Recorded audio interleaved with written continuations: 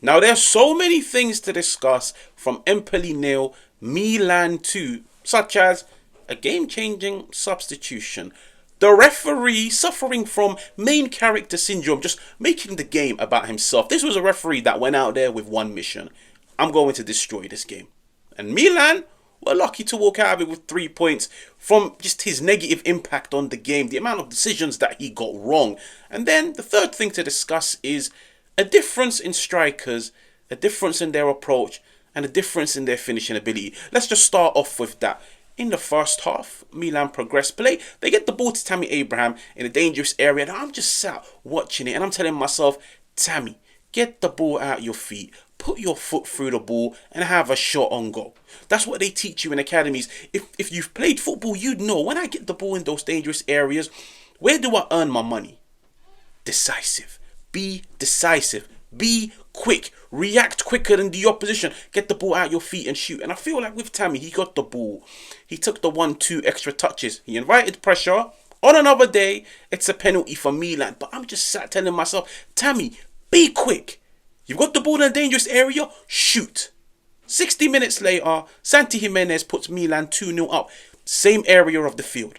Squared up with an Empoli defender. But what Santi Jimenez does is why Milan signed him in the first place, why they chased him the entire January transfer window, why they tried to sign him last summer, why Feyenoord was so desperate to keep their number 9. He got the ball in a dangerous area and he knew, there's only one thing on my mind and I'm trying to do this thing as quick as possible. Get the ball at my feet and shoot. No extra touches, no time wasting, no inviting pressure. No, I'm going to get this ball out of my feet and I'm going to put it into the back of the net. What a finish. And this is why I've said Gimenez will be a fan favourite. Gimenez will end the Milan curse where they've signed so many strikers over the past few years and none of them have lived up to it. He's ruthless, he's clinical, but he's decisive. He knows what to do when he gets the ball into those dangerous areas. But another player that I really want to discuss, and I feel like at half-time, Rafa, Leao, Christian Pulisic, Santi Gimenez came on. They are the 3 attacking starters for Milan. And you could see there was rotation because of the Champions League. But for me, Christian Pulisic, I'll be honest with you guys, Christian Pulisic, I feel like he done so many things right. On top of getting 2 assists, it's just the in-game intelligence. Let's look at Rafa Leao's goal. Now you could see Milan, they have the ball down the left-hand side. Look at Christian Pulisic. He's next to Santi Gimenez because he's thinking if the cross comes into the box, having 2 attackers in the box is better than 1. So you can see he's positioned himself in the 12-yard box. But then he realizes this cross isn't coming in. And me being in the box has now condensed the space. It's allowed Empoli just to defend their own territory. So what do? When you come up against a team that likes to sit back and defend, stretch the pitch. I loved this. When I went back and I saw this, I was like, this is in-game intelligence. He's in the box. But then he realizes, let me push out wide to the right. Because when I do this, I stretch Empoli. When he goes out wide to the right, look at that gap. Look at that gap that he's now created in Empoli's box because the defender has followed him to the right-hand side. So the defender has now left their space open, unoccupied. Now guess what happens?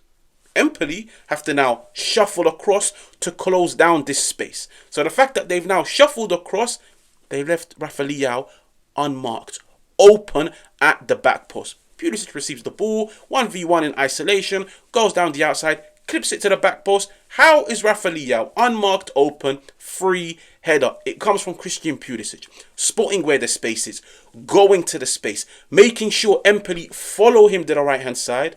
So now that they've gone to the right-hand side, they've left the left-hand side completely open. I feel like Pulisic came on, he changed the game. And he's been changing games this entire season. When you look at the second goal is just Conceição football. He's such a direct manager. He loves to take the game to the opposition. He loves the route one approach. But I look at Santi Gimenez and I'm thinking, I think this was like a 2-3 touch goal. Goalkeeper, Milan's keeper has the ball. Manian clips it long. Now Gimenez, you could see, playing with his back to goal. But what do number 9s do? Why do centre-halves hate coming up against physical number 9s? You need to occupy them. You need to get close. You need to be on their first touch. Look at the Empoli defender. He's literally up Santi Gimenez's arse. He's stuck to him. But guess what? When you're a striker that occupies centre halves and you force them to push higher up the field to mark you, you leave space in behind.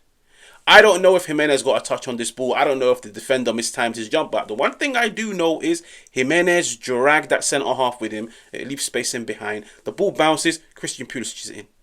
Now the ball is bouncing. He couldn't really get it out of his feet. He then just flicks it onto Gimenez. But look at that space. That space all happened because Gimenez came deep. When you come deep, you drag the defender with you. It leaves space in behind. And maybe Milan were fortunate. The fact that the ball bounced. Nobody connected with it. But then they made an opportunity out of nothing. Pulisic gets onto it. Now he knows I'm surrounded by two Empoli defenders. Gimenez is on the outside. Open. Unmarked. Space to attack. Puts it into his new number 7. Milan's new striker. And this, like I said at the beginning, it's just a striker decisive. It's just a striker that's clinical. It's a striker that knew before he received the ball what he was going to do. And I feel like this applies to the best players in the world. The best players in the world, before they even receive the ball, they already know what I'm going to do next. He receives the ball, there's only one thing on his mind.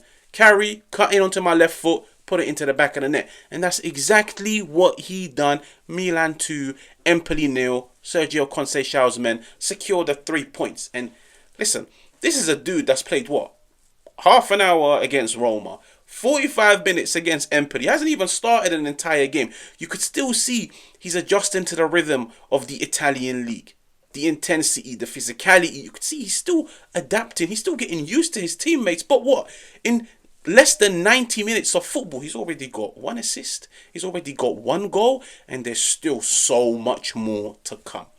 And finally, the one thing that's left to discuss is the referee. The referee. I feel like referees all over the world, they need to stop making games about themselves. We get it. You're managing Empoli Milan. You want to let the whole world know you're the referee. Let the whole world know you're the referee by making the right decisions. Not the wrong decision. This is a game where I feel like Milan could have got a penalty. This is a game where I feel like so many times these Milan players were fouled and he just never gave them the decision. You could even make a case the Empoli player should have been sent off for that lunge on Kyle Walker, but then the Tomori one. Tomori, he's always been rash. He's always been reckless, but it was offside.